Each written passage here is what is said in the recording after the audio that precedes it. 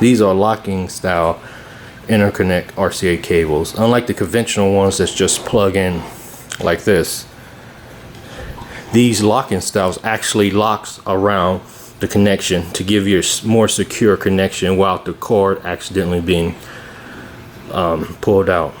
As you can see, you turn the barrel,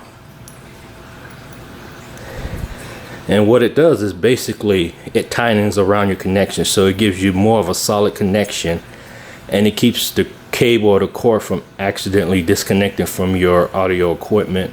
And also it really helps improve the sound quality because you have a really tight and firm connection. So I'm gonna demonstrate real quick. So you loosen it up a little bit, then you put it on here like this into the connector, and then you tighten it. Then once you tighten it, it doesn't pull out, as you can see.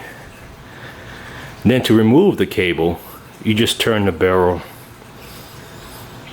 clockwise like this, and it disconnects.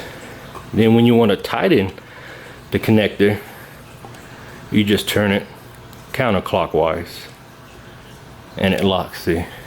And then to unlock it, you just turn it clockwise. So these are locking style interconnect RCA cables. Thank you.